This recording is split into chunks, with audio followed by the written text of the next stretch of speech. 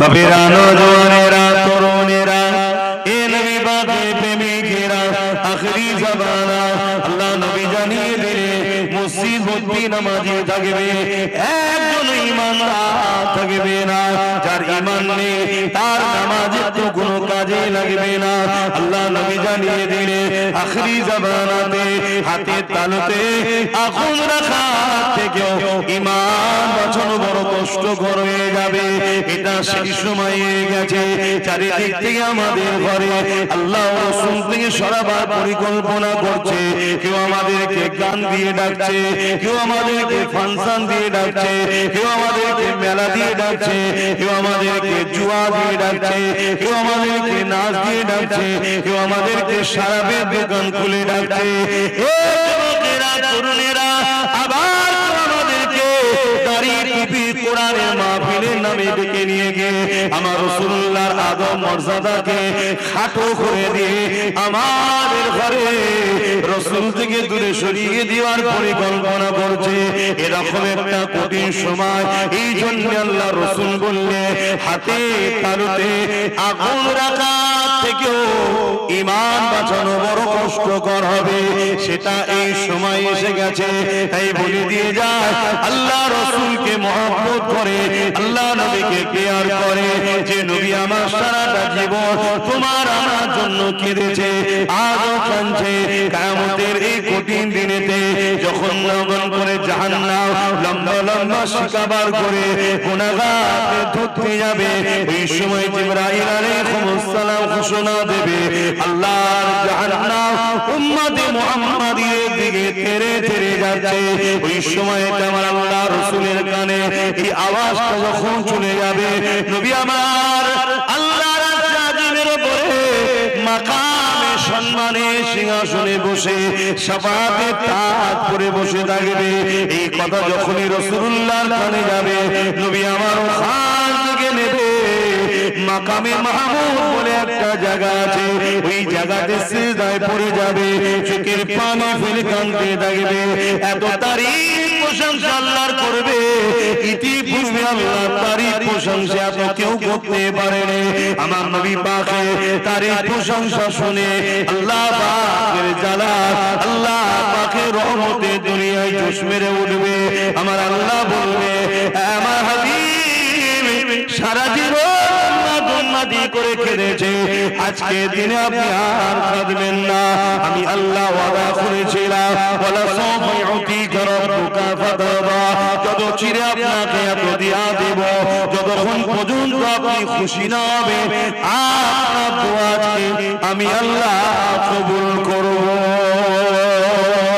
আরো জোরে বলুন সুবহান।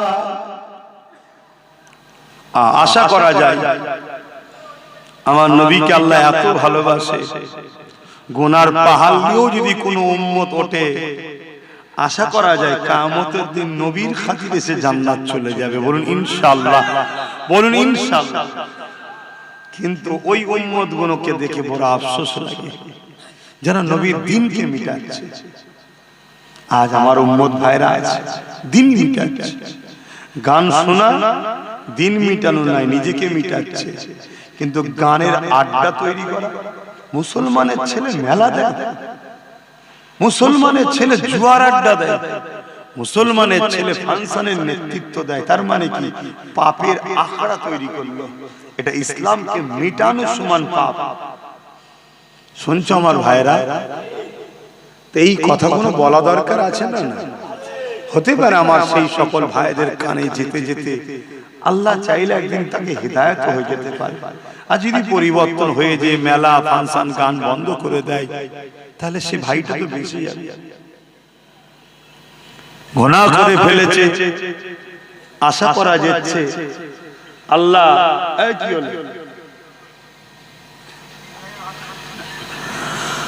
আশা করা যায় গুনাহ যদি হয়ে যায় নবী তো শাফাআত করবেন, হয়তো নাজাত হয়ে যেতে পারে। খবরদার আমার ভাইরা, নবীর কষ্টের ইসলামের ক্ষতি করো না।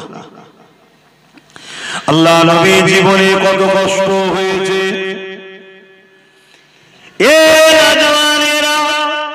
আল্লাহ নবী জীবনে এমনও দিন গেছে নবী আমার সিজদায় পড়ে রয়েছে।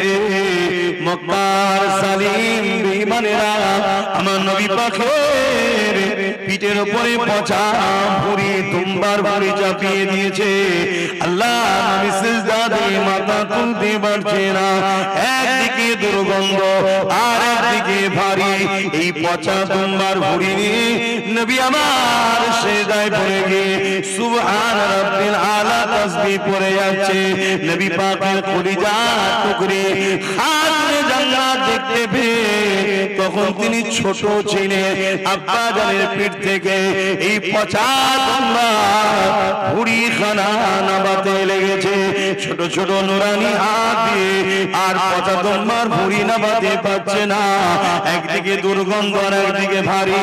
খাতুনে জান্নাত তখন ছোট ছিলেন আর চোখের পানি আমার আব্বাকে কে এত কষ্ট দেয়। এদিকে জালিম নিষ্ঠুর ভাষার অত্যাচারীরা বসে বসে মজা নিতে লেগেছে। এমনও দিন গেছে আল্লাহ নবীকে এত ভুঁড়ি দিয়েছে, নবী পাকের পিঠে এত পচা দুম্বার ভুঁড়ি চাপিয়েছে, আমার নবী পাক পুরো ঢাকা পড়ে গেছে, নিঃশ্বাস নিতে পারছে না। খাতুনে জান্নাত আব্বাকে খোঁজ করতে করতে যখন এই পচা দুর্গন্ধময় ভুঁড়ি দেখতে পায়, খাতুনে জান্নাত আন্দাজ করে এই জায়গাতে হয়তো আব্বা রয়েছে। এই পচা দুম্বার ভুঁড়িকে সরিয়ে সরিয়ে সরিয়ে ওর ভেতর থেকে দয়া নবী মাথা তোলে।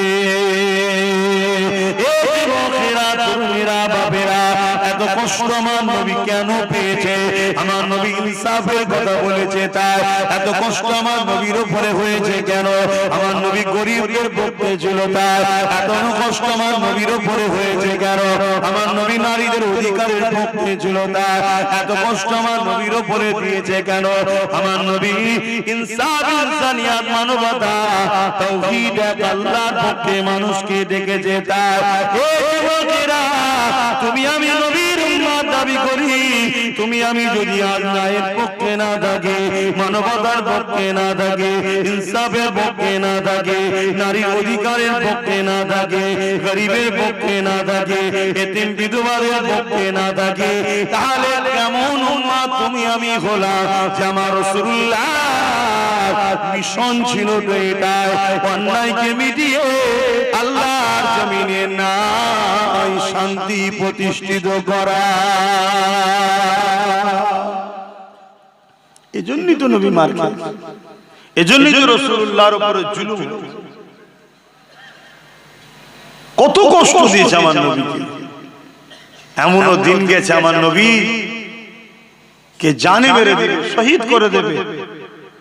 আমার নবী পাহাড়ে চলে গেছে, সেখানে গিয়ে নবী মাসকে মাস কাটিয়েছে। এমনও দিন গেছে আল্লাহ রাসূল হুজরার মধ্যে আছে, নবী পাকের পুরো ঘরটা 36 জন 40 জন উলঙ্গ তরোয়াল নিয়ে জালিম অত্যাচারী নিষ্ঠুররা ঘিরে ফেলেছে আমার নবীকে শহীদ করে দেবে বলে।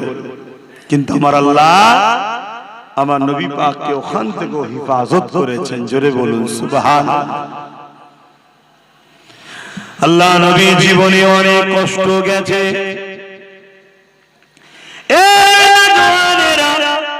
আল্লাহ নবী যখন মক্কার মানুষের কাছে দিনের কথা বলে মক্কার মানুষ শুনতে চাই না, নবী আমার তায়েফে জমিয়ে চলে যায়।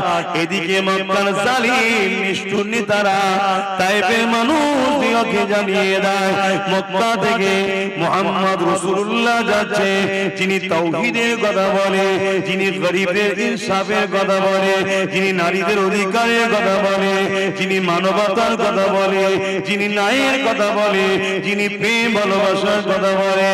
এই তায়েফের সরদারেরা মুহাম্মদ রাসূল যা বলে ঠিকই সত্য কথা বলে, কিন্তু মুহাম্মদ রাসূলের কথা মতো চললে আমরা যে মানুষের উপরে সন্ত্রাসী করে টিকে রয়েছি, মানুষের উপরে আতঙ্ক করে টিকে রয়েছে, মানুষকে ভয় খাইয়ে টিকে রয়েছে, মুহাম্মদ রাসূলের কথা যদি মেনে নেওয়া যায় তাহলে আমাদের অন্যায় অত্যাচারের সাম্রাজ্য মিটে যাবে।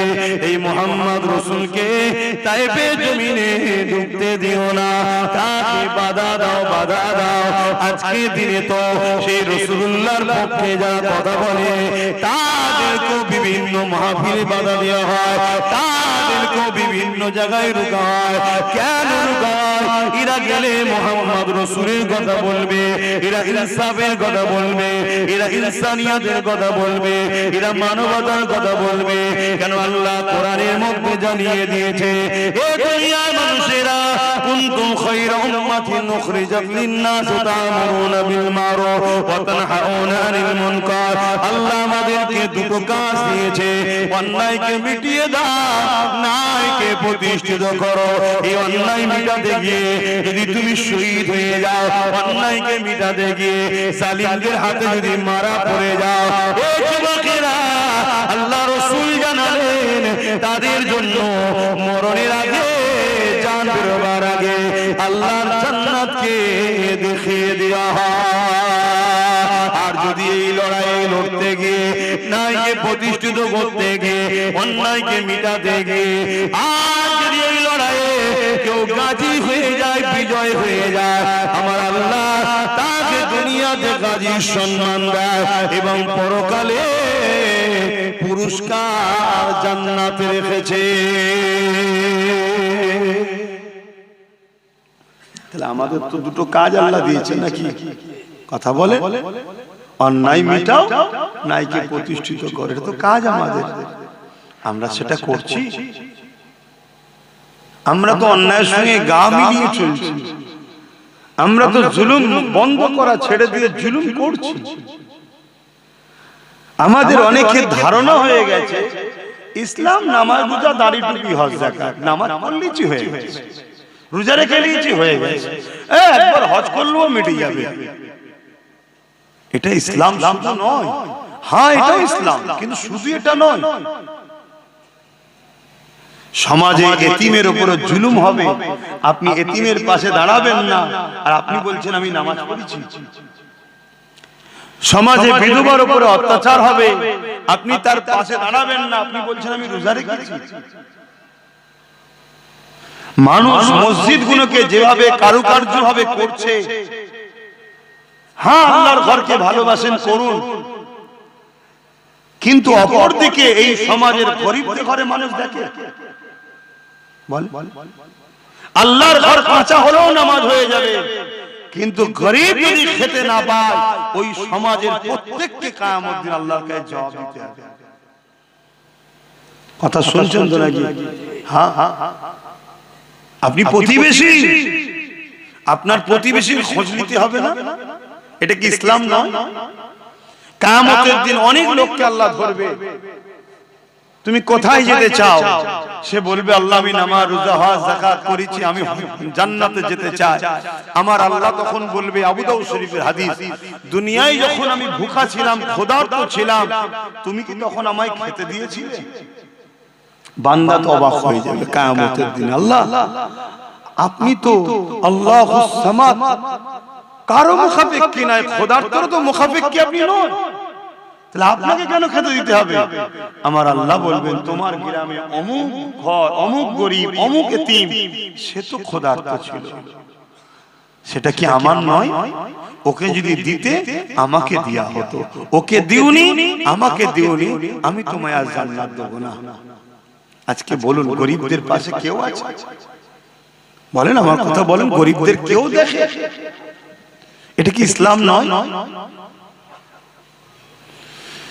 আল্লাহ নবী বসে আছেন, এক ইহুদি আসলো,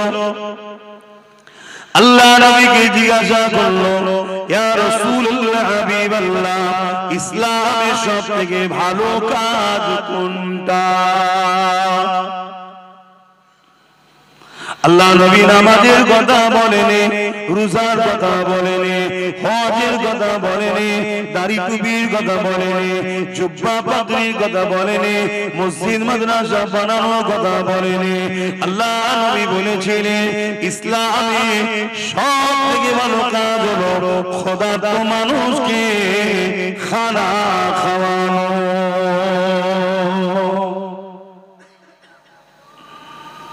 আপনাদের মহল্লা আজান হচ্ছে? আপনাদের মহল্লা? আচ্ছা, আজানটা হয়ে যায়।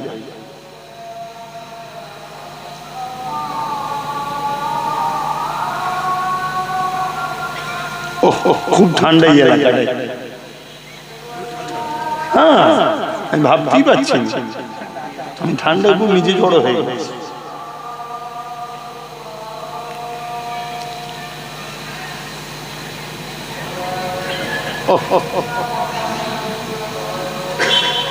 সাল্লাল্লাহু আলাইহি ওয়াসাল্লাম।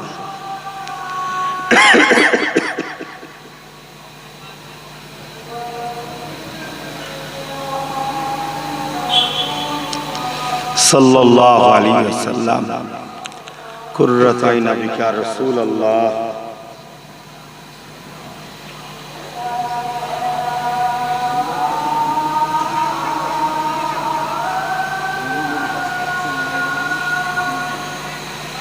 لا حول ولا قوة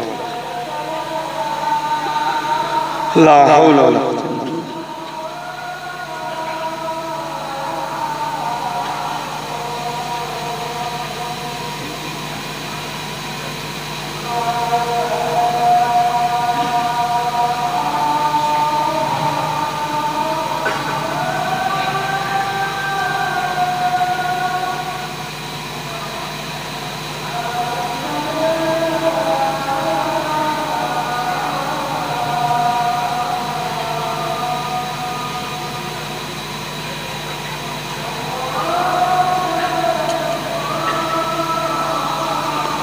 الله الله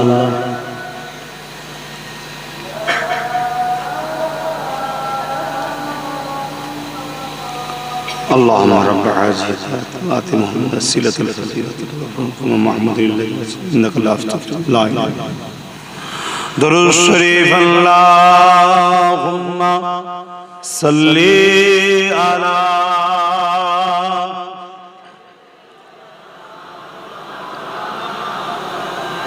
ولا آله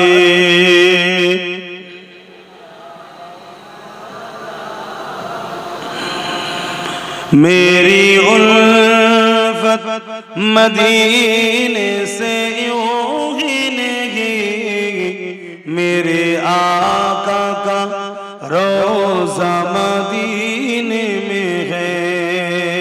मैं मदीने की जानिब न कैसे खींचूं, मैं मदीने की जानिब न कैसे खींचूं, मेरा दीनो दुनिया मदीने में है। मेरी उल्फत मदीने से यूं ही नहीं, मेरे आका का रोज़ा मदीने में है।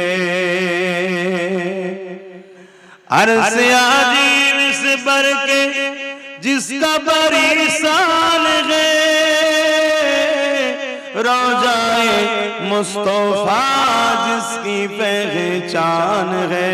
रोज़ाए मुस्तफ़ा जिसकी पहचान है, जिसका हम पल्ला कोई मुअल्ला नहीं, जिसका हम पल्ला कोई मुअल्ला नहीं, एक ऐसे मुहल्ला मदीने में है। मेरी उल्फत मदीने से यूं ही नहीं, मेरे आका का रोज़ा मदीने में है। अल्लाहुम्मा सल्ली अला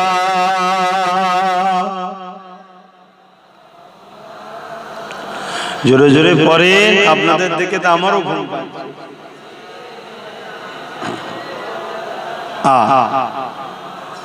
হ্যাঁ ভাই, আমরা তো বলতে এসেছি ঠিকই, আপনাদের ঘরেও বলিয়ে নিতে হয়। আমরা বলতে এসেছি ঠিকই, কিন্তু আপনাদের ঘরেও বলিয়ে নিবার সহযোগিতা করতে হয়। এত যদি ঝিমিয়ে যান তাহলে আমাদেরও তো অবস্থা খারাপ হয়ে যাবে। তাহলে ইসলাম সব থেকে ভালো কাজ হলো ক্ষুধার্ত মানুষকে খানা খাওয়ানো। জোরে বলুন সুবহানাল্লাহ। আল্লাহ নবী বলছেন, কেউ যদি এতিমের মাথায় হাত বোলায় সেজন্য আমি রাসূলুল্লাহ আমার মাথায় হাত বোলালো। জোরে বলুন সুবহানাল্লাহ। কেউ যদি এতিমের পরনের কাপড় দেয় সেজন্য আমি রাসূলুল্লাহ আমাকে কাপড় দিল। কেউ যদি এতিমের পিপাসা মিটায় আমি রাসূল তার ময়দানে মাশরে আবে কাউসারের পানি দিয়ে পিপাসা মিটাবো। জোরে বলুন সুবহানাল্লাহ। আর আজকে এতিমদের অবস্থা কি? এই কঠিন ঠান্ডায় রাস্তাঘাটে ফুটপাতে দেখা যায় না, হাজার হাজার বাচ্চা এতিমরা কত কষ্টে কাটাচ্ছে তারা। আজ আমাদের আছে, আমরা জড়িয়ে একটু গরম হয়ে যাচ্ছে, কিন্তু গরিব এতিমদের কি হয় এগুলো ভাবতে হবে। এটাই দরদ, মানুষের উপরে দয়া মায়া থাকা দরকার। আল্লাহ পাকের এক বান্দি ছিলেন যে সমাজে নোংরা কাজ করে বেড়াতো মেয়েটা, কিন্তু একদিন পাপ কাজ করে ফিরছে আর দেখছে একটা কুকুর একটা কুয়া, দেখবেন কুয়ার উপরটা ঘিরা থাকে যাতে কেউ না পড়ে যায়, ওর উপরে উঠছে আর নামছে। পানি তো পান করতে পারছে না, পিপাসা লেগেছে। আল্লাহর এই বান্দিটা দেখে মনে দয়া হয়েছে যে বান্দি কত পাপ রাস্তায় ছিল, তাকে পানি পান করিয়েছে। কুকুরটাকে দু কদম যেতে না যেতে গায়েবী আওয়াজ এসছে, তুমি এমন একটা ভালো কাজ করলে, তুমি এই মুহূর্তে তওবা করো, আমি তোমার গুনাহ মাফ করে দিতে চাই। জোরে বলুন সুবহানাল্লাহ। সে তওবা করেছে, আল্লাহ তাকে মাফ করে দিয়েছে। তাহলে বলো আমাদের জীবনে ভুল হতে পারে। একটা অবলা পশুকে যদি ভালোবাসে আল্লাহ তার মাগফিরাত দেয়। আমরা আল্লাহ শ্রেষ্ঠ মখলুক মানুষ, সে অন্য ধর্মেরও হতে পারে, হিন্দু হতে পারে, খ্রিস্টান, মতো আদিবাসী হতে পারে, গরিব যদি হয়। আর আমার কওমের ভাইদের মধ্যেও তো প্রচুর গরিব আছে, তার পাশে যদি দাঁড়ায় আল্লাহ কি আমাদের উপরে দয়া করবে না? দয়া করবে। আল্লাহ নবীর ঘরে শিক্ষা কেমন ছিলেন দেখে। হযরত খাতুনে জান্নাত তিনি এমন করে হযরত ইমাম হাসান হুসাইন দুই ভাই অসুস্থ হয়েছে, তাই তিনাদের সুস্থতার জন্য খাতুনে জান্নাত নিয়ত করলেন, মান্নত করলেন, ও রব্বি আল্লাহ আমার বাচ্চা দুটো সুস্থ হয়ে গেলে আমি আপনার খুশির জন্য 3টে রোজা রাখার মান্নত করলাম, নিয়ত করলাম। আল্লাহ পাকের দয়াতে ইমামে হাসান হুসাইন পাক দুই ভাই সুস্থ হয়ে গেলে, তখন ছোট ছোট তিনারা ছিলেন। এই সুস্থ হয়ে যাওয়ার দরুন হযরত খাতুনে জান্নাত মাওলা আলী শের খোদার সঙ্গে আলোচনা করলে, আমার প্রাণের স্বামী আমি আল্লাহ পাকের কাছে এই বলে মান্নত করেছিলাম, হাসান হোসেন সুস্থ হয়ে গেলে আমি 3টে রোজা রাখবো। আল্লাহ পাক সুস্থ করে দিয়েছে, আমি রোজা রাখার ইচ্ছা প্রকাশ করছি। হযরত মাওলা আলী বলেছিলেন, এ খাতুনে জান্নাত আপনি একা কেন রাখবে, আমিও আপনার সঙ্গে রোজা রাখবো। হযরত মাওলা আলী রোজা রাখলে, খাতুনে জান্নাত রাখলে, হযরত ইমামে হাসান হোসেন তিনারাও উঠে পড়লে, তিনারাও বলতে লাগলে, আম্মা জান আমরাও সেহরি খাবো, রোজা রাখবো। এ যুবকেরা, ঘরে একটা কাজের মানুষ ছিল যার নাম হলো ফিজ্জা, তিনিও বললে, আম্মা আমাকে ইজাজত দেয়া হোক, আমিও নফল রোজা রাখবো। 4জন 5জন হয়ে গেল রোজা রাখা, সেহরি খেতে লেগেছে। কি সেহরি খাচ্ছে? এ যুবকেরা বাপেরা মন দিয়ে শোনো গো, ঘরে কিছুই না, পানি দিয়ে সেহরি করা হচ্ছে, শুধু পানি। দোনো জাহানের সুলতানের বেটির ঘরের কথা বলছি, শুধু পানি। বাবেরা, নওজওয়ানেরা, তরুণেরা, এই সময়তে মাওলা আলী সকাল হয়ে যায়। হুজুর আমার কাজে খোঁজে বেরিয়ে গেলেন, কেননা ইফতারে যদি কিছু পাওয়া যায় এর জন্য তিনি কাজে বেরিয়ে গেলেন। খাজুরের বাগানে পানি দেওয়ার কাজ করতে লাগলে, এতে সামান্য কিছু আল্লাহ মিলালে, তা থেকে জবের একটা রুটি এবং কিছু খাজুর কিনে নিয়ে এলে। যখন ইফতার সাজানো হয়ে গেছে, আজানের অপেক্ষা রয়েছে, ইফতার করবে। হঠাৎ করে দরজার গোড়ায় এক অচেনা মুসাফির আওয়াজ দিয়ে বলতে লাগলো, এ খাতুনে জান্নাত, এ নবীর কলিজা টুকরি ফাতেমা, এ আলে রাসূলরা, আমি বড় ক্ষুধার্ত রয়েছে, কয়েকদিন আমার খাওয়া হয়নি, নবীর ঘর থেকে আমরা ফিরে যাব, আহলে রাসূলের ঘর থেকে খালি হাতে ফিরে যাব, এটা হতে পারে না, এ আমাকে কিছু দেন। হযরত খাতুনে জান্নাত দেখলো ইফতারটা এত সামান্য রয়েছে, ওই মানুষটাকে সব যদি না দেয়া যায় একটা মানুষের পেটও ভরবে না। এই খাতুনে জান্নাত ওই ইফতারের পাত্রটাকে নিয়ে হযরত মাওলা আলীর স্বামীকে দিয়ে দিলে, যান এই মুসাফিরটাকে দিয়ে দেন, ওই গরীব খোদাটাকে দিয়ে দেন। হযরত খাতুনে জান্নাতের কথা শুনে মাওলা আলী বলল, না, আমার বাচ্চা দুটো রোজা রেখে আছে, তারা ইফতার কি করবে? তুমি আমি না হয় বড় মানুষ নাই করলা, দুটো ছোট্ট ছোট্ট বাচ্চা তারা রোজা রেখে সারাদিন রয়েছে, সেরিতে পানি খেয়েছে, তারা কি ইফতার করবে? একবার মাওলা আলী বলল, না। মাওলা আলী ইফতারের থালিটা নিয়ে গিয়ে, পাত্রটা নিয়ে গিয়ে ওই মুসাফিরটাকে দিয়ে দিল। মুসাফির চলে গেল, মান্যতে রোজা ছিল, পরের দিন আবার সেরিতে খাতুনে জান্নাত উঠলো, মাওলা আলী উঠলো, ইমামে হাসান হোসেন উঠলো, ওই ফিজ্জা নামের কাজের মানুষটা উঠলো, 5 জনে আবার সেরিতে পানি খেলে, আবার রোজা নিয়ত করে নিলে, আবার মাওলা আলী দিনের বেলা কাজের জন্য বেরিয়ে গেলে, আবার সামান্য কিছু অর্থ মিলল, তা থেকে আবার কিছু জবের আটা, রুটি আর কিছু খাজুর কিনে নিয়ে এসে ইফতারের জন্য তৈরি হতে লাগলো। আজানের অপেক্ষায় রয়েছে, দ্বিতীয় দিনে সে ইফতারেতে হঠাৎ করে দরজার গোড়ায় আবার প্রথম দিনের না একজন মুসাফির এসে সালাম দিয়ে আওয়াজ দিলে, এ আলে রাসূলরা, আমি বড় ক্ষুধার্ত রয়েছি, আমাকে কিছু খেতে দেন, আমাকে ফিরিয়ে দেবেন না? হযরত খাতুনে জান্নাত প্রথম দিন স্বামীর হাতে তুলে দিয়েছিল। মায়ের নকশা কদমে চলে বাচ্চারা, এই জন্য বলা হয় বাচ্চাদের প্রথম শিক্ষিকা হলো মা। তাই হযরত ইমাম হোসেন পাক উঠে দাঁড়িয়ে গেলেন, ওই ইফতারের পাত্রটা নিলেন, সুজা গিয়ে ওই মুসাফিরের হাতে দিয়ে ঘরে এসে বসে পড়লে, যে আজান দিল পানি দিয়ে ইফতারটা করে নিল। এই যুবকেরা, তরুণেরা, দ্বিতীয় দুটো রোজা রাখা হয়ে গেল। তৃতীয় দিনে সেহরিতে আবার খাতুনে জান্নাত উঠলো, মাওলা আলী উঠলো, ইমাম হাসান হোসেন উঠলো, ফিজ্জা নামে মানুষটা উঠলো, ফিজ্জা নামে কাজের মহিলাটা উঠলো। এমন করে সেহরিতে আবার পানি খেলেন, রোজা নিয়ত করে নিলে।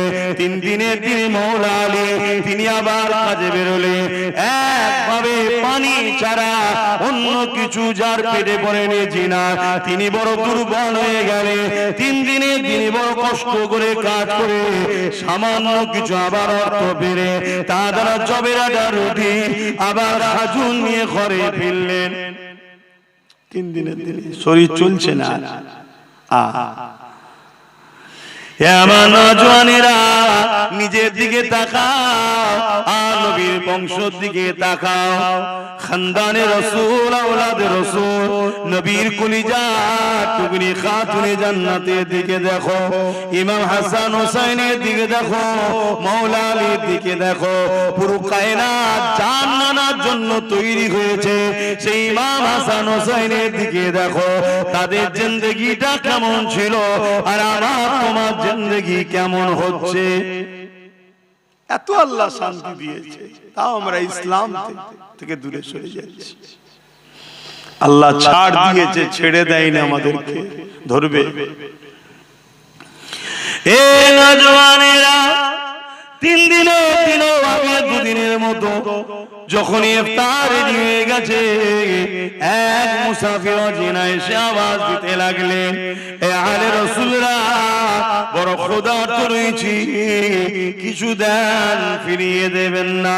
প্রথম দিনে খাতুনে জান্নাত মাওলা আলীর হাতে দিয়ে পাঠিয়েছিল, দ্বিতীয় দিনে ইমাম হোসেন হাসান পাক নিজে আগিয়ে চলে গেছে, তৃতীয় দিনে ইমাম হোসেন পাক ছোট ভাই তিনি উঠে দাঁড়িয়ে গেলে ইফতারের পাত্রটা নিয়ে আগিয়ে গিয়ে মুসাফিরকে দিয়ে পানি পান করে ইফতারটা করে নিলে এই যুবকেরা তরুণেরা বাপেরা আল্লাহ রাসূল ঘরে চলে এলেন ইশারাতে এসে বলতে লেগেছে মারে কি এমন কাজ তোমরা করেছো যার জন্য আল্লাহ বড় খুশি হয়ে গেছে।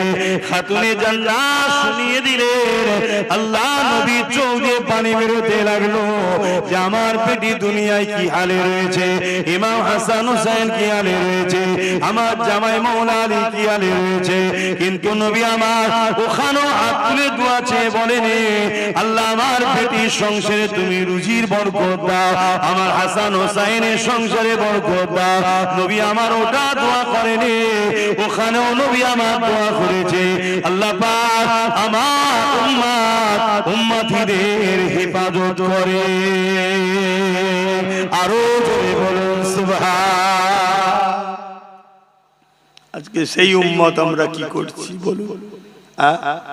বললেই তো আব্বাস সিদ্দিকীকে সমালোচনা করছে, গালি দিচ্ছে, ফোনে হুমকি দিচ্ছে, কাঁচা কাঁচা গাল দিচ্ছে বাপ মা তুলে। কেন? আজ ইসলাম মিটে যাচ্ছে কথা বলছি তাই, ইসলাম মিটে যাচ্ছে কথা বলছি তাই। ভাবুন আল্লাহ কিন্তু ছাড়বে না। কত কষ্ট করে তারা এই দিনের জন্য সব কিছু কুরবান করেছে, আর আজকে আমরা আরাম আয়েশের জিন্দেগি কাটিয়ে ইসলামকে ক্ষতি নিজেরাই করছি। আল্লাহ ছেড়ে দেবে না, এখনো সময় আছে, তওবা করেন, পরিবর্তন হন, ভাবেন গরিবকে কিভাবে ভালোবাসতে হয় দেখুন। আরো একটা নিকের কথা, আম্মা জান অসুবিধা হচ্ছে না তো ভাই? আপনাদের অসুবিধা হচ্ছে না তো? কেন আমার পরে তারপরে নামাজ হবে বললো তো।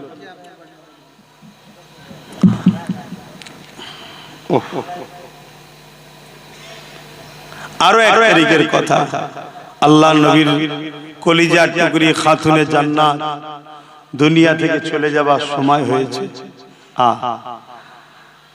হযরতে মাওলা আলী হুজুরের কোলে মাথা রেখে খাতুনে জান্নাত চোখ মুজে শুয়ে আছে, যাবার সময় একদম শেষের দিকে, দুনিয়া থেকে পর্দা নেবেন, ইন্তেকাল করার সময় এসে গেছে। হযরতে মাওলা আলী খাতুনে জান্নাত নিজের স্ত্রীর মাথায় হাত বুলোতে বুলোতে চোখ ভরা পানি দিয়ে বলছে, আমার প্রাণের স্ত্রী, এতদিন সংসার করলাম, কোনদিন একটা বার আপনি আমাকে কোনো জিনিস আমাকে মুখ ফুটে চাননি আমার কাছে, শুনছেন? কোনদিন একটা জিনিস আমার কাছে চাননি। হযরতে খাতুনে জান্নাত চোখ খুললেন, মুচকি হাসলেন, হেসে বলছেন, আমি সাক্ষী দিচ্ছি আমি আপনার উপরে রাজি খুশি আছি। জোরে বলুন সুবহানাল্লাহ। পৃথিবীতে তো ওই স্বামীটাই, ওই ব্যক্তি পুরুষটাই তো শ্রেষ্ঠ যাকে তার স্ত্রী বলবে আপনার উপরে আমি খুশি, আপনি ভালো। কথা বুঝে আসছে? তা আপনি কেন চিন্তা করছেন? আমি আপনার উপরে রাজি আছি। কিন্তু মাওলা আলী শেরে খোদা বলছে, আমার দিল চাইছে একটা তো কিছু বলো, কিছু তো একটা চাও যেটা আমি তোমার জন্য এনে দেব। কখনো তো কিছু চাইলে না। হযরতে খাতুনে জান্নাত বলে, যখন আপনি এতই করে বলছেন, যান একটা আপেল কিনে নিয়ে আসেন, একটা সেফ নিয়ে আসেন, আমি এটা আপনার কাছে চাইলাম। যান। আহা, দোনো জাহানের সুলতানের বেটি হযরতে মাওলা আলী কোল থেকে বড় আদর করে স্ত্রীর মাথাটা তাকিয়া বালিশের উপরে রেখে দিয়ে খাতুনে জান্নাতের জন্য ছুটতে লেগেছে। হযরতে আলী চোখে পানি, এ পানি বড় আনন্দের পানি। আজ আমার কাছে ফাতেমা কিছু চেয়েছে, তাই বাজারে গেছে, এত অল্প পয়সা ছিল, একটা পিসি শুধু আপেল হয়েছে, ওই আপেলটা কিনে নিয়ে ঘরে ফিরে আসছে।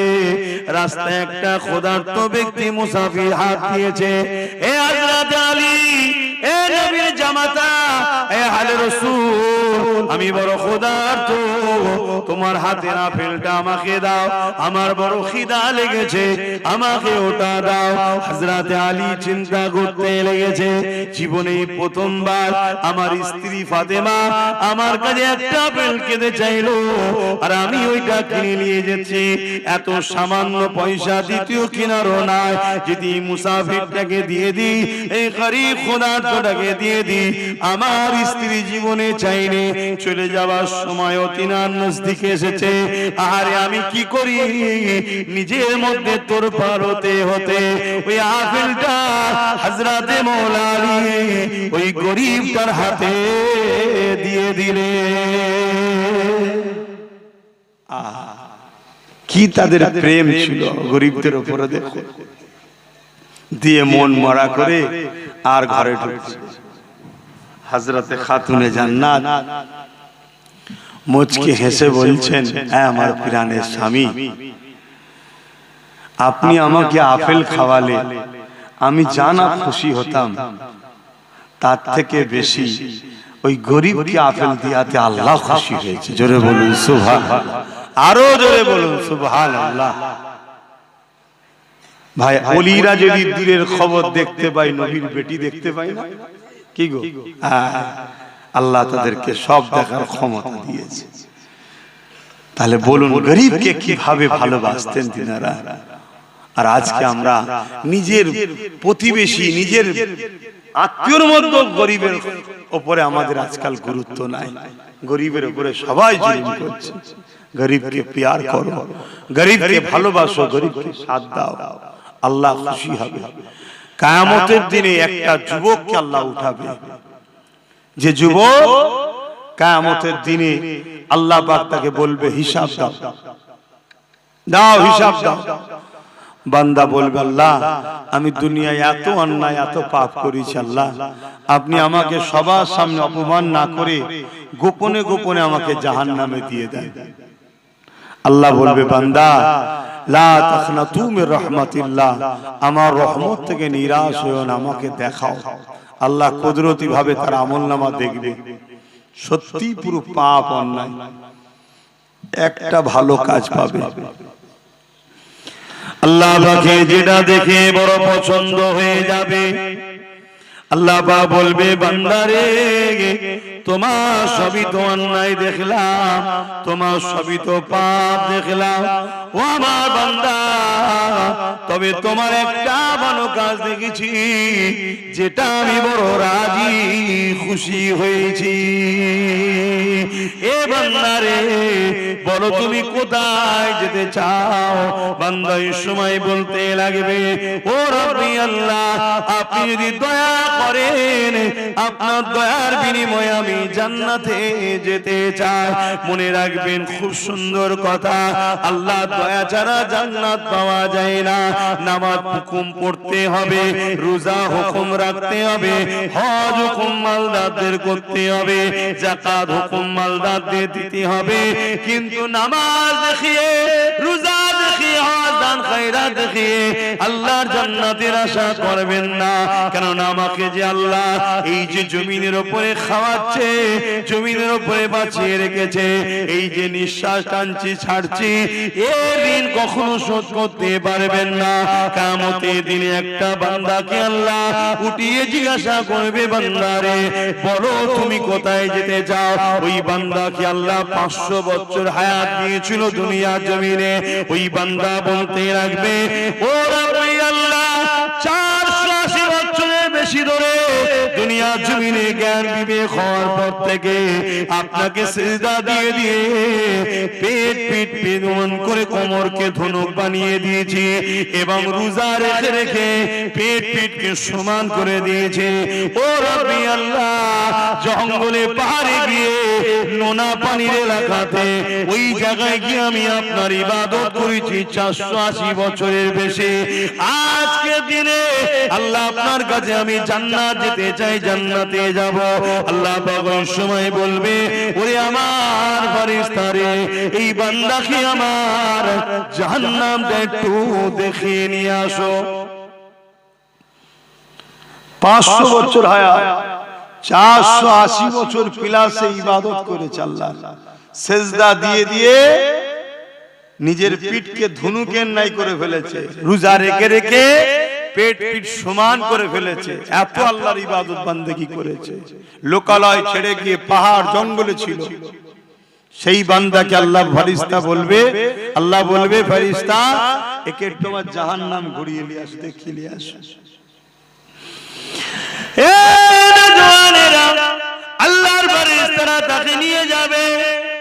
যেতে যেতে পথের মধ্যে এক জায়গাতে এমন সময় পিপাসা লেগে যাবে, কেননা জাহান্নামে তাপ আসতে লেগেছে, পিপাসা লেগে যাবে, এত পিপাসা লেগে যাবে। ওই সময় ফেরেশতাদেরকে বান্দা বলতে লাগবে, ও আল্লাহ পাকের ফেরেশতারে, আমাকে বড় পিপাসা লেগেছে, আমাকে পানি পান করো। ওই সময় ফেরেশতারা বলবে, তোমরা দুনিয়ার বান্দা ছিলে, এখন পরকালে এসেছো, কোন জিনিস কি বিনিময় ছাড়া হয়? তোমাকে যে আমি পানি দেব, বিনিময়ে তুমি কি দেবে? তোমার তো কিছুই নাই। ওই সময় ফেরেশতারাই স্মরণ করিয়ে দেবে, হ্যাঁ তোমার অনেক নেক আমল রয়েছে, যদি এই আমলগুলো আমাকে দিয়ে দাও তাহলে তোমাকে আমি পানি পান করাবো।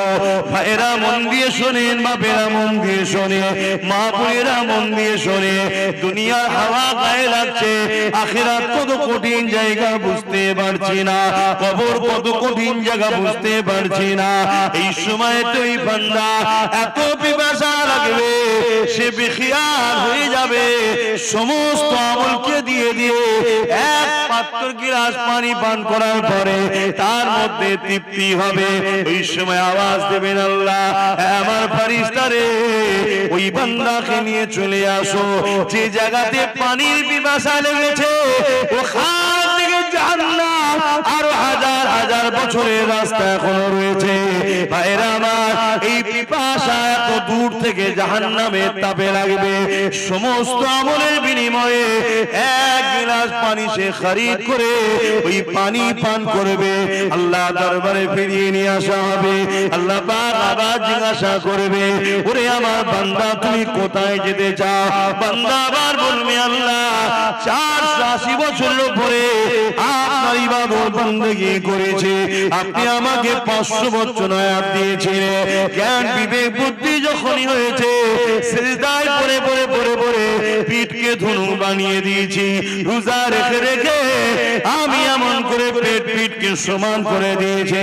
আল্লাহ পাক এই আমলের বিনিময়ে আমি জান্নাতে যেতে চাই। আমার আল্লাহ বলবে, বান্দারে তোমার আমল তো এখন আর নেই, এক গিলাস পানির বিনিময়ে তোমার আমল তো তুমি ফেরেশতাদের দিয়ে দিয়েছো। বান্দা মাথা হ্যাঁ পেয়ে যাবে, আল্লাহ বলবে বান্দা মাথা তোলো, বলো কোথায় যাবে? বান্দার জবানের বল বন্ধ হয়ে যাবে, চোখ দিয়ে পানি বেরোতে লাগবে, হায় আমি কি করলাম।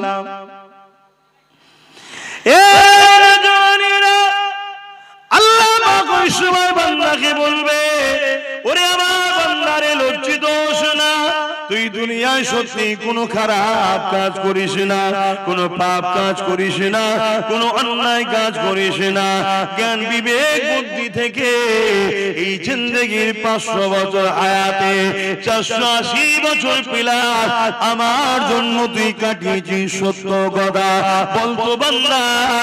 ওই নোনা পানি পাহাড় এলাকায় তোকে ঠান্ডা পানি সেই রক্তে এবং ইফতারের রক্তে খেয়ে দিত।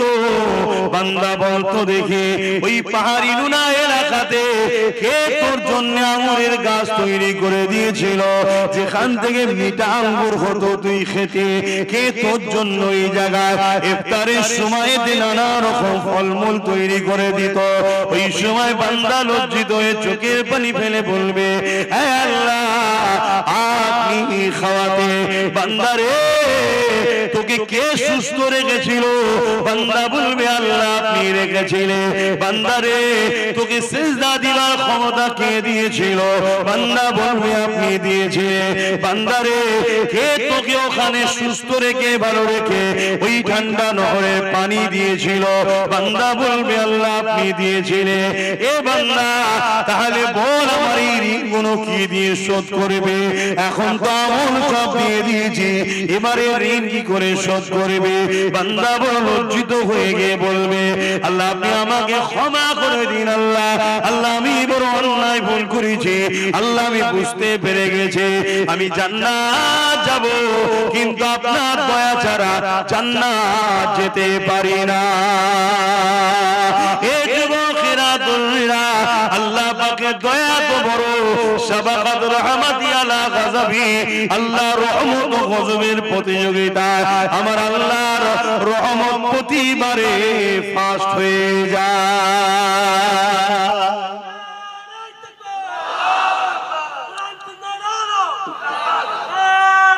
আল্লাহ ভাই জানি না কেন ওয়াজ করতে আসি কষ্ট হচ্ছে ঘুম ঘুম লাগছে কথা বুঝে আসছে তারপরেও আল্লাহ যতটুকু বলাচ্ছে আপনাদের অসুবিধা হচ্ছে না তো খুব কষ্ট লাগছে কথা বলতে তো যাই হোক ভাই তাহলে ভাবুন আল্লাহ রহমত ছাড়া নাজাত পাওয়া যাবে না আর সূরা আম্বিয়ার মধ্যে আল্লাহ বলছেন ওমা আরসালনাকা ইল্লা রাহমাতাল লিল আলামিন আমার নবীকে আল্লাহ আল্লাহর রহমত দয়া করেছে জোরে বলুন সুবহানাল্লাহ তো ভাই সেই আল্লাহর উপরে মহব্বত নবীর উপরে মহব্বত আল্লাহর সৃষ্টিকে ভালোবাসুন তবে আল্লাহর রহমত পাবেন যে কথা বলছিলাম ওই যুবকটা ওই বান্দাকেও আল্লাহ সেদিন নাজাত দেবে জোরে বলুন সুবহানাল্লাহ তো যে কথা বলছিলাম ওই যুবকটাকে আল্লাহ পাক বলবে বান্দা যা আমি তোকে আমার রহমতের বিনিময়ে জান্নাত দিলাম জোরে বলুন সুবহানাল্লাহ কাশ ওই যুবক যদি আমি হই কত সুন্দর হবে কি হবে আল্লাহ জানে এত পাপ থাকার পরও আল্লাহ তাকে নাজাত দিচ্ছে কেন তার একটা কাজ আল্লাহর বড় পছন্দ হয়েছে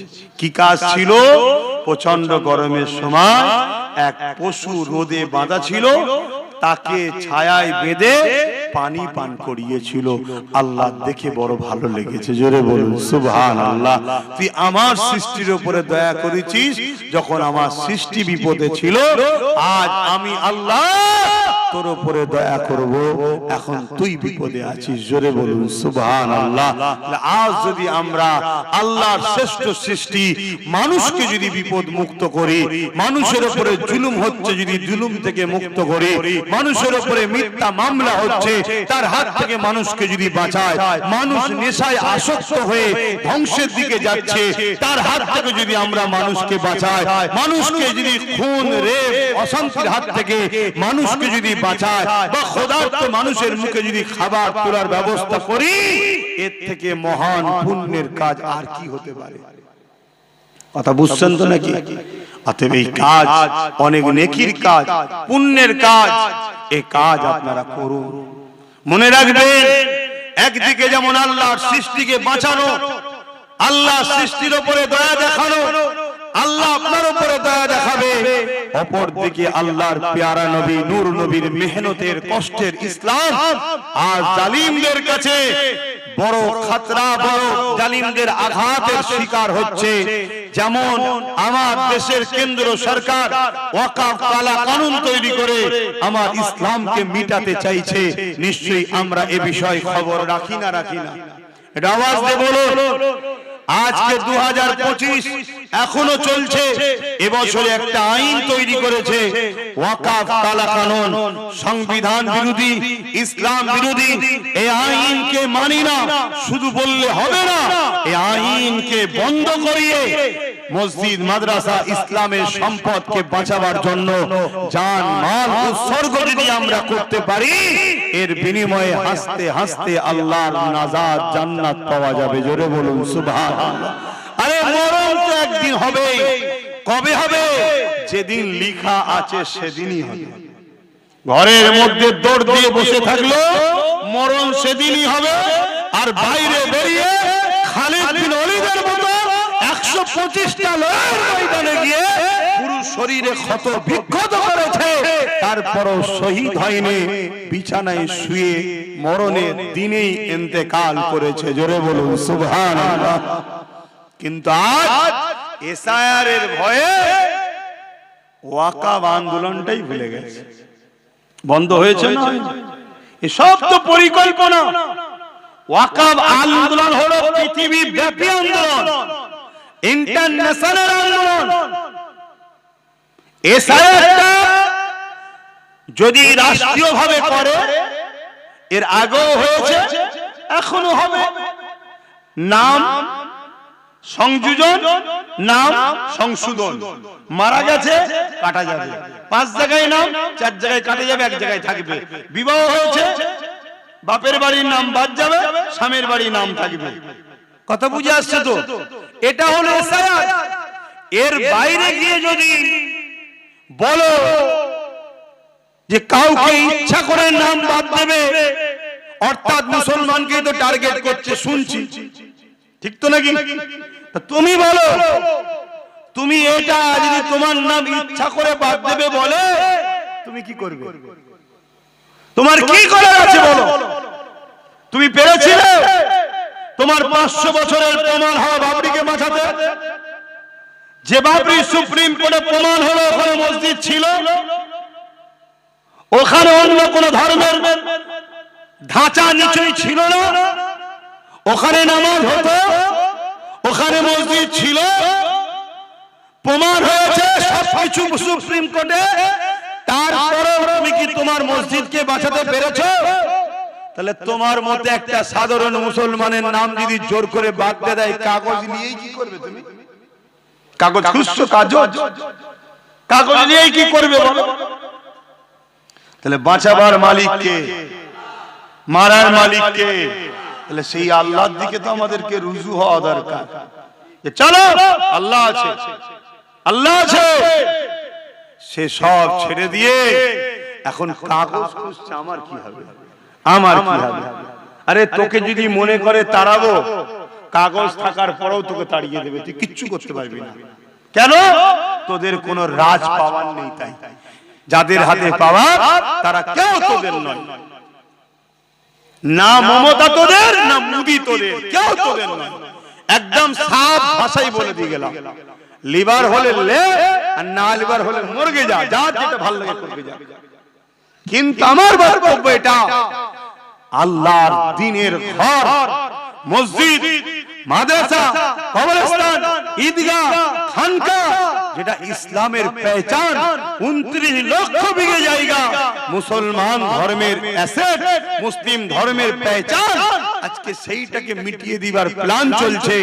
সেটাকে ভুলাবার জন্যই হয়তো এসআইআর হতে পারে। কথা বুঝছেন না? বুঝেন না? সেটা ভুলাবার জন্য তো হতে পারে, সেটা ভুলে গেছি আমরা। সেটা কোনো আন্দোলন নেই। আলহামদুলিল্লাহ আজকে তারিখ পর্যন্ত প্রত্যেকটা জলসায় হলো একটুখানি হলো আমি বলছি ওয়াকাব নিয়ে, একটুখানি হলো আমি আলোচনা করি। কেন করি? শুধুমাত্র আমার মালিককে রাজি করার জন্য, যে আল্লাহ আমি আমার ক্ষুদ্র ক্ষমতায় আলোচনা করছি। এ জাতি যদি আমার সাথ দিত, আমার হাতে যদি অনেক পাওয়ার থাকতো, তাহলে হয়তো আল্লাহ আরো জোর আন্দোলন হতো। কিন্তু আজ আমার যতটুকু ক্ষমতা মালিক, আমি ততটুকু করছি। কিন্তু তোমাদেরকে কৈফিয়ত দিতে হবে তো আল্লাহর কাছে। বলো, ওয়াকাব ভুলে গেছি না যাইনি? বলো বলো বলো, ভুলে গেছি। খুব সাবধান হও। আল্লাহ যদি তোমাকে দেশে রাখবে বলে, কারো বাপের মাজাল নেই তোমাকে দেশ থেকে সরাতে পারে। যে সরাতে যাবে আল্লাহ তাকে দুনিয়া থেকে সরিয়ে দেবে। শুনছেন তো নাকি? আর তোমাকে যদি আল্লাহ না সাহায্য করে, তুমি কাগজ রাখো আর যার পিছনেই দাঁড়িয়ে থাকো, তোমাকে কিন্তু তাড়িয়ে দিলে তোমার কিচ্ছু করার ক্ষমতা নাই। তাহলে কি আমি বলছি নাকি তুমি কাগজ টাগজ খুঁজবে না? করো না, কিন্তু তোমার মূল জায়গাটালে তোমার খবর নেই কেন? তোমার মূল বিষয়টা খবর নেই কেন? আর এই সব বিষয় আলোচনা করলে আবার একদল লোক আছে ওয়াজকে কাটিং করছে, কাটিং করে ছোট ছোট করে 29 minute 30 minute 20 minute 29 second 30 second 20 second সব আমার বিরুদ্ধে প্রচার করছে ভুলভাল, যাতে করে সমাজ আমাকে ঘৃণা করে, সমাজ আমাকে ভুল বোঝে, এসবও চলছে। এই কথা বুঝছেন তো ভাই?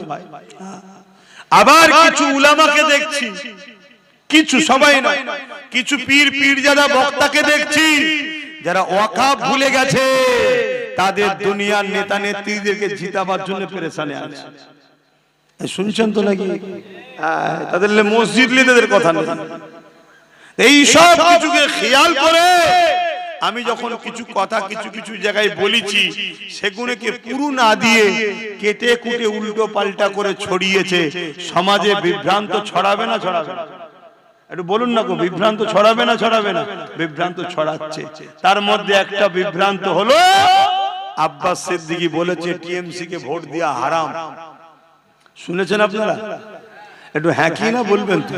কারা কারা শুনেছেন একটু হাত তুলে সাক্ষী দেন। শুনেছেন? বাবা, তাহলে গালিগালাজও করেছেন তো নাকি? আমাকে গাল দেন না কেন?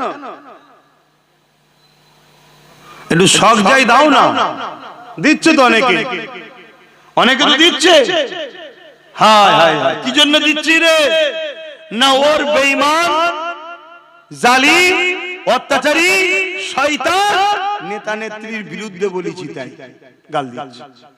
আর ওদের বেঈমান শয়তান জালিম নেতা নেত্রীগুলো আমার আল্লাহর মসজিদ মাদ্রাসার বিরুদ্ধে বলেছে, তখন ওদের মুখে কোনো কথা নেই। তাহলে মুসলিম না মুসলিম সুরাতে মুনাফিক? এটা আওয়াজ দিয়ে বলো। অ্যাকচুয়ালি আমি কি বলেছি সময় আর নেই তো, একটু বলবো 2-5 মিনিট, অসুবিধা হচ্ছে? খুব মন দিয়ে শোনেন। অ্যাকচুয়ালি আমি হুজুর পাক সাল্লাল্লাহু আলাইহি ওয়াসাল্লামের একটা হাদিস মানুষের সামনে রেখেছি। কি? অন্যায় দেখলে হাত দিয়ে রোখো, আমার নবী বলছেন। কি দিয়ে রোখো? হাত দিয়ে। যদি হাত দিয়ে রুখতে না পারো, মুখ দিয়ে প্রতিবাদ করো। মুখ দিয়ে যদি প্রতিবাদ করতে না পারো, অন্তর থেকে ঘৃণা করো। এই অন্তর থেকে ঘৃণা করার কথা বলে আল্লাহ নবী বলেছে এটা হলো একেবারে দুর্বল ঈমান। কোনটা? অন্তর থেকে ঘৃণা করা। এটা হলো কি? দুর্বল ঈমান। মজবুত 1 নম্বর ঈমান কোনটা? হাত দিয়ে প্রতিবাদ করা, হাত দিয়ে রুকা অন্যায়কে। 2 নম্বর ঈমান কোনটা? মুখ দিয়ে প্রতিবাদ করা। দুর্বল ঈমান কোনটা? অন্তর থেকে ঘৃণা করা।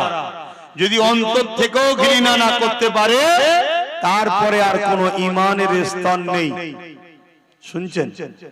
এটা বলে আমি বলেছি কেন্দ্রের জালিম সরকার সংখ্যাগরিষ্ঠতা দেখিয়ে ওয়াকাফ কালা কানুন তৈরি করেছে।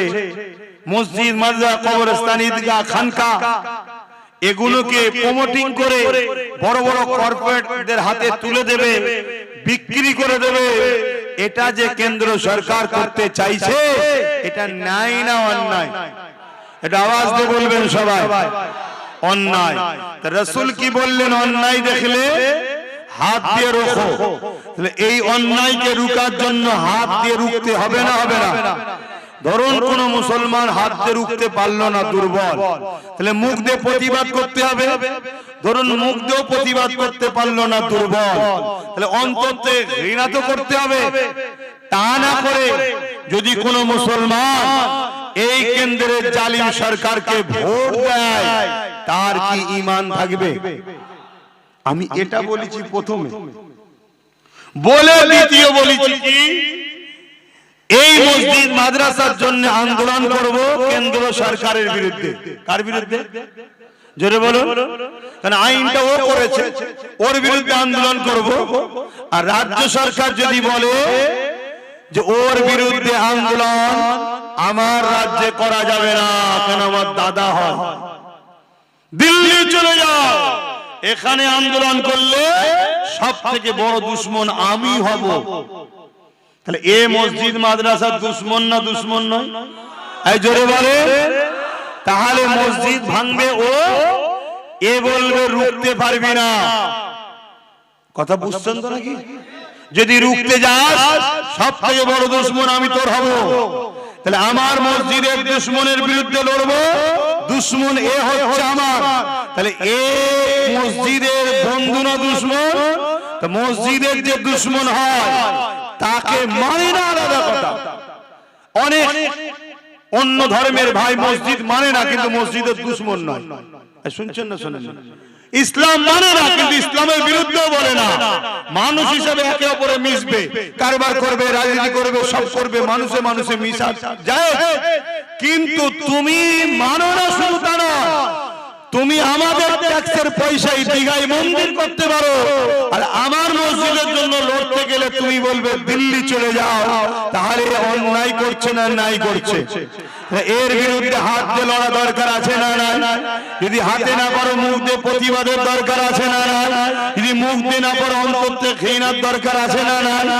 তা না করে যদি কেউ একে ভোট দেয় তার ঈমান আছে? আমি এটাই বলেছি। কেন একে ভোট দিচ্ছ তুমি? এ শক্তিশালী হয়ে ও মসজিদ ভাঙবে, এ আমাদেরকে বেড়া দেবে, আন্দোলন করা যাবে না। শুনছেন না? আরো কথা বলেছি। কি বলেছি? কি বলেছি? মন্দির বানাচ্ছে ট্যাক্সের পয়সায়, চলো তারপরও চলো, ছেড়ে দাও, কথা বুঝে আসছে। কিন্তু তুমি মন্দির বানিয়ে প্রসাদ খাইয়ে মুসলিম সমাজকে কাফের বানাবার পরিকল্পনা করেছে না করেনি? রেশনের মধ্যে দিয়ে প্রসাদ পাঠিয়েছে না পাঠায়নি? বুকে হাত দিয়ে বলুন প্রসাদ খেলে ঈমান থাকে, জোরে বলো ঈমান থাকে। তাহলে তুমি এক মন্দির করলে রাজকোষের টাকা, এটা যেমন অন্যায়, তারপরেও চলো সম্প্রীতির স্বার্থে, বৃহৎ স্বার্থে চুপ করে গেলাম। কিন্তু তুমি প্রসাদ খাইয়ে মুসলিম সমাজের ঈমানকে লুটতে চেয়েছো, আমাদের বেঈমান বানাতে চেয়েছো, এটা নাই না অন্যায়? তাহলে এই অন্যায়ের বিরুদ্ধে হাত রুখা দরকার আছে না না? মুখ দিয়ে প্রতিবাদের দরকার আছে না না?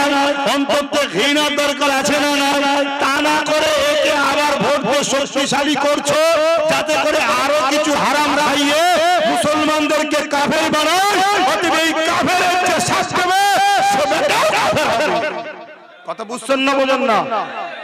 তুই রাজনীতি করছিস, করকে যা বাবা, মানুষের রুজি রুটি কারবার ব্যবসা বাণিজ্যের কথা বলবি। আমি আসবো, হুজুর মানুষ জলসা করব, চলে যাব। তুই রাজনীতির নামে যদি আমাদের ঈমান লুটতে চাস, তাহলে আমার কি দায়িত্ব নয় জাতিকে জাগানো?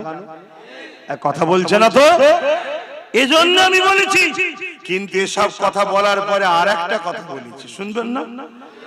এ বলেছিল কোরআন শেষ হয়ে যাবে, আমার উন্নতি শেষ হবে না। এ কথাটা মানেন? নাই না অন্যায়?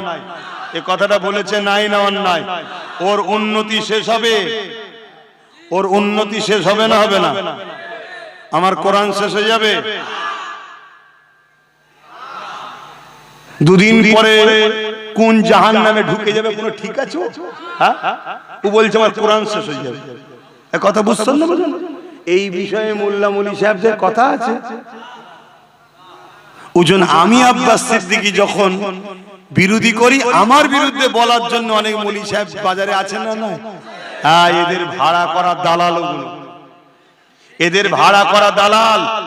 চিনে রাখো, হতভাগা আকবর এরকম মুলি সাহেবকে পয়সা দিয়ে দালাল তৈরি করেছিল, যাদের দ্বারা দ্বীনে ইলাহি কোরআনের বিরুদ্ধে কিতাব লিখেছিল। শুনছেন? হ্যাঁ, দ্বীনের স্বার্থে বলে যাচ্ছি। এতে যদি আব্বাস সিদ্দিকীর কপালে খোদা যা লিখে রেখেছে আমি সেটা মানতে রাজি। কথা বুঝে আসছে না? নাই? হ্যাঁ, দ্বীনের জন্য বলতে হবে না হবে না? আমার বাপেরা কি বলছেন, বলতে হবে না হবে না? হ্যাঁ, তোমার পেট দেখছো আব্বা, আমার মায়েরা মদের টাকা খুব লিচ্ছ। হ্যাঁ, মদ বিক্রি করার টাকা দিচ্ছে বাড়ি বাড়ি, ওই টাকায় তুমি ছেলেকে খাওয়াচ্ছ। মনে রেখে দিও, তোমার ছেলে এত বিস্ফোরা হবে, একটু বড় হতে দাও না, চুলের মুঠি ধরে পিটবে। তুমি কত তাবিজ করবে মা? কোন তাবিজ কাজে লাগবে না। কেন? গোড়াই গন্ডগোল করে ফেলেছে। শুনছেন তো নাকি? না গায়ে লাগছে সব? এখনো সময় আছে, তওবা করো। এবারে এর এসব বলার পরে একটা কথা বলেছি কি, যদি কেউ বলো যে এ মিস করে বলে ফেলেছে, এটা স্লিপ হয়ে গেছে, এই শুনছেন তো নাকি, এটা ভুল করে বলে ফেলেছে, যদি কেউ বলে, শুনছেন তো নাকি, আমি তখন এটাও বলেছি তাহলে একে ক্ষমা চাইতে বলো, একে বলো যে আমার ওটা বলা ভুল হয়েছে, তোমরা আন্দোলন করো কিন্তু রাস্তা বন্ধ করো না। কেন? আমার বাংলায় যাতে মানুষ চলতে পারে, হ্যাঁ বলার অধিকার আছে, তার রাজ্য সে দেখবে না, সে দায়িত্ব আছে। কিন্তু দিল্লি চলে যাও বললি তুই, মানে দাদাগিরি মস্তান হয়ে গেছি না, ক্ষমতা খুব। হ্যাঁ শোন, এখানে অনেকে ছিল, আমরা সরে যেতে না রাস্তার কুকুরও তাকে চিনতে পারে না।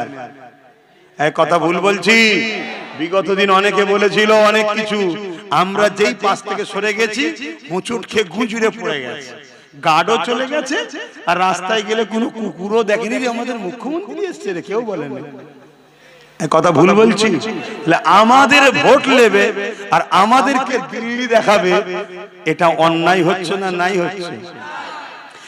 এরপরও আমি বলেছি যদিও ক্ষমা চেয়ে তাহলে আমি বলবো না ক্ষমা চেয়েছে।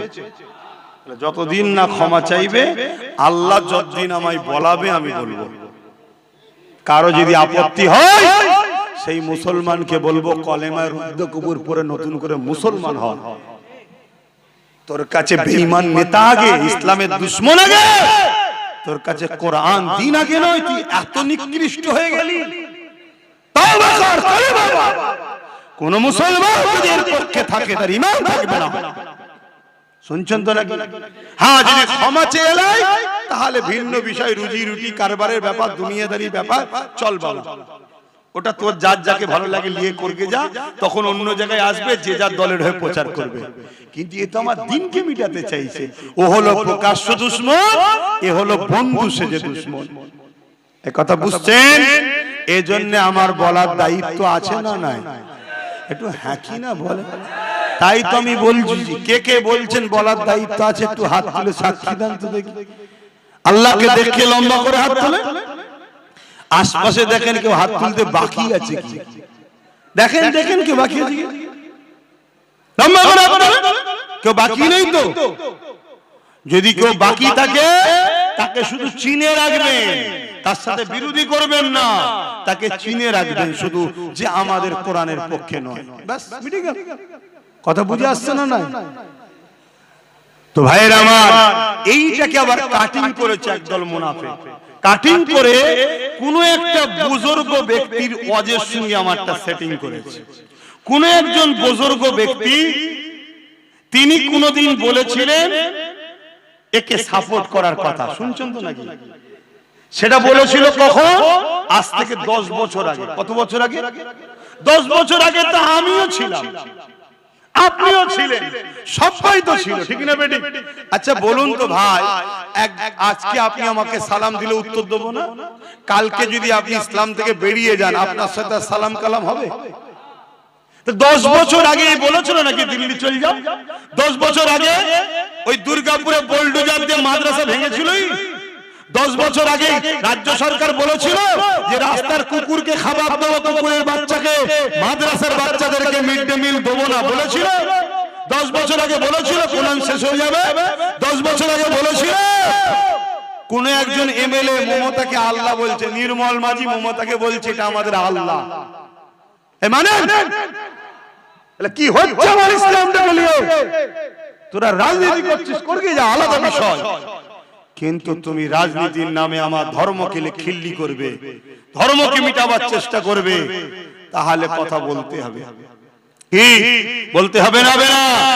হ্যাঁ, মনে রেখে দিও, আল্লাহ দ্বীনের জন্য একটা গরিবের নওয়াজি যথেষ্ট, আল্লাহ দ্বীনের জন্য একটা ফারুক আজমি যথেষ্ট, আল্লাহ দ্বীনের জন্য একটা আবু বকর সিদ্দিকী যথেষ্ট, আল্লাহ দ্বীনের জন্য কাকে আল্লাহ বেঁচে নেবে সে জানে, একটা মুজাহিদি যথেষ্ট। কিন্তু মনে রাখবে, বাকি যারা কমসে কম অন্তর থেকেও যদি ঘৃণা করো আলাদা কথা, তা না করে যদি ক্ষমতায় আনার জন্য সাপোর্ট করো গোপনে গোপনে, কেউ না জানুক, আল্লাহ জানছে না জানে না, তুমি জবাব দেবে আল্লাহর কাছে, মনে রাখবে। এবারে ওই একটা বুজুর্গ ব্যক্তির কথা আমার সঙ্গে জুড়েছে, তাহলে ইনি কি হবে? আবার অনেকে বলছে এ কথা বললে তাহলে সবাই তো বেঈমান হয়ে গেল। কেন? সবাই যখন দিয়েছিল তখন তো এ কথা বলেনি, এখন বলছে। এখন কেউ একা দেয় কি? দেখ না, যে যে দেবে শেষে বেঈমান। অসুবিধা কি আছে? পীর বলে ফতোয়া কি আলাদা নাকি? মুফতি বলে ফতোয়া আলাদা নাকি? মাওলানা বলে ফতোয়া কি আলাদা নাকি? নবীর হাদিস কেটে দাও। আল্লাহ নবী মিশকাত শরীফের হাদিসে বলেছে, কেউ জালিম জানার পরে তাকে যদি কেউ সাপোর্ট করে, সহযোগিতা করে, তাকে যদি কেউ সাথ দেয়, সে ইসলাম থেকে বেরিয়ে যাবে। শুনছেন না? শুনেন। সব থেকে বড় জুলুম কোনটা? ইসলামের বিরোধী করা না? সব থেকে বড় জুলুম কি ইসলামের বিরুদ্ধে কথা বলা না? কোরআনের বিরুদ্ধে কথা বলা কি সব থেকে বড় জুলুম নয়? তাহলে এত বড় জালিম জানার পরও, খুন খারাপই তো অগেত করছে, এত কিছু জানার পরও তুমি যদি সাথ দাও, মিশকাত শরীফের হাদিস রাসূলের, ইসলাম থেকে বেরিয়ে যাবে। এক কথা বুঝছেন না? বোঝেন না? এবার এইটা আমি কি ঘরে ঘরে বুঝাচ্ছি না মাইকে? জোরে বলে। এতগুলো সব চোখ বসে আছে, এই যে দেখছেন না, এরা আবার কোটি লোকের কাছে পৌঁছাবে। এদের কাজ কোটি কোটি লোকের কাছে চলে যাবে, তাই তো নাকি? তা আব্বাস সিদ্দিকী যদি ভুল বলে থাকে, তোমরা যারা ভাড়াটিয়া মৌলী সাহেব আছো, তাহলে একজন ব্রিকেটের মাঠে বসা হোক না ডিবেটে। আমার ভালোবাসার মানুষগুলো জানবে আব্বাস সিদ্দিকী ভুল বলেছে, আমার থেকে সরে যাবে এরা, তোর তো উপকার হবে, বসা না। শুনছেন তো নাকি? আর যদি বলেন যে না, তাহলে বাপ ডাল মে কুছ কালা হ্যায়, ডাল মে কুছ কালা হ্যায়। আসো, বিগত দিন মসজিদ ছিল, মাদ্রাসা ছিল, দান করেছি স্পেনে। হাজার হাজার মসজিদ এখন সিনেমা হল নাই অফিস আদালত হয়ে গেছে, দান করবেন নাকি? তাহলে বিগত দিন তুমি ভালো ছিলে, বলেছিলে ভালো কাজ করব, মানুষ বিশ্বাস করে দুহাতে তোমার সাথ দিয়েছে, ওটা ছিল ভিন্ন বিষয়। আজ যখন তোমার মুখোশটা বেরিয়ে পড়েছে, অরিজিনাল মুখোশ খুলে মুখ বেরিয়েছে, অন্য রাজ্যে বিজেপি যা করছে তুমি বাংলাতে সেই করছো নাগপুরের ইশারায়। তোমার রাজ্যে থানার মধ্যে মুসলমান মরছে, তোমার রাজ্যে ওবিসি তৈরি করে মুসলিম জাতির মেরুদণ্ডকে তুমি ভেঙে দিলে, তোমার রাজ্যে আনিস খানকে মেরে দেওয়া হচ্ছে, তোমার রাজ্যে তামান্নাকে বোম দিয়ে মারা হচ্ছে, তোমার রাজ্যে এত জুলুম হচ্ছে, একটা মুসলমানের বাড়িতে তোমার যাবার সময় হলো না, উপরন্তু যে বিজেপির খগেন মুর্মু মার খেলো অমনি তুমি চলে গেলে। তাহলে তোমাদের দুজনের মিলটা কত বুঝতে পারছো তো নাকি? অন্য রাজ্যে বিজেপি আরএসএস এর ইশারায় কাজ করছে, তুমি এখানে আরএসএস এর ইশারায় সেই কাজ করছো। ও ডাইরেক্ট, তুমি পিছন থেকে আঘাত করছো। ডাইরেক্ট আঘাতের থেকে পিছনের দুশমন খতরনাক বেশি। নবী বলছে বেশি ভয়ঙ্কর। প্রকাশ্য দুশমন যতই থাক, মুনাফিক সবচেয়ে বড় ক্ষতিকারক। হযরতে সালাউদ্দিন আইবি 12 লক্ষ খাজা সেনা নিয়ে 4 লক্ষর মোকাবেলায় লড়াই করেছিল। করার পরে সালাউদ্দিন আইবি ঘরে এসে মন খারাপ করে বসে আছে। সবাই জিজ্ঞেস করছে, হুজুর আপনার মন খারাপ কেন? আপনি কি খুশি নয় মসজিদে আকসা উদ্ধার হয়েছে? সালাউদ্দিন আইবি বলছেন, খুশি তো জানি, কিন্তু আমাদের মধ্যে কিছু গাদ্দার আছে, এদেরকে যদি বিচার না করা যায় মসজিদে আকসা আবার চলে যাবে।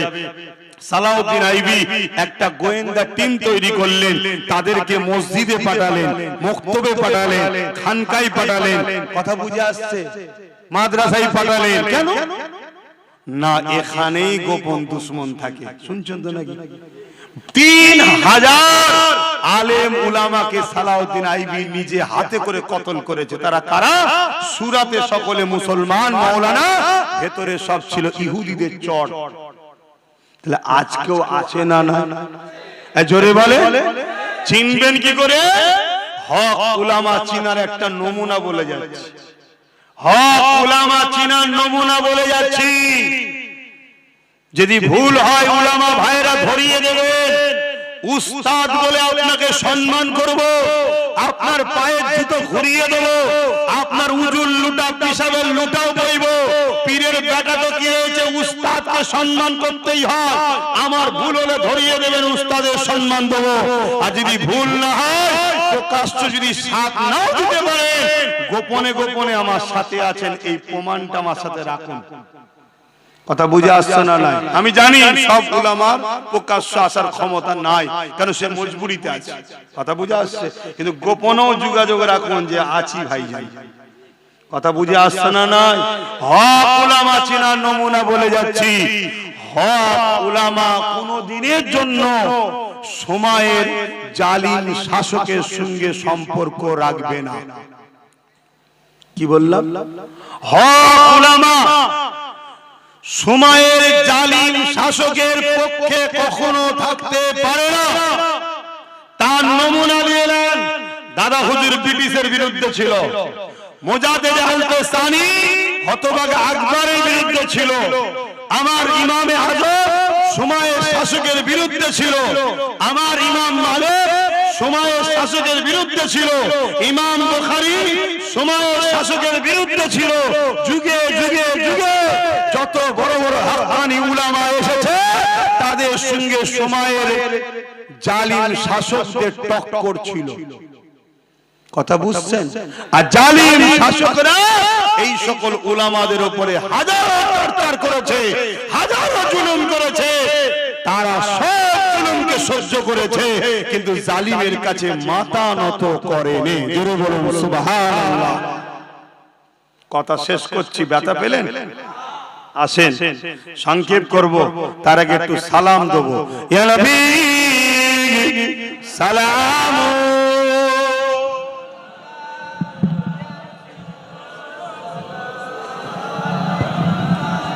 বাবা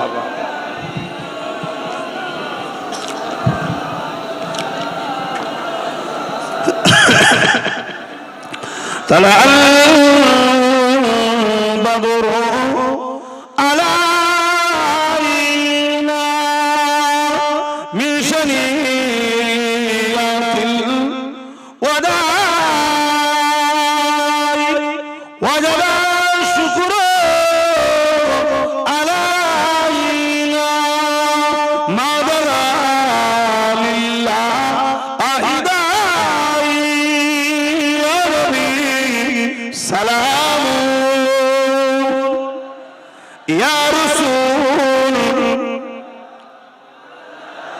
يا حبيب صلوات الله কঠিন হাসরের দিনে কি আছে মোদের কপাল গুনাহগার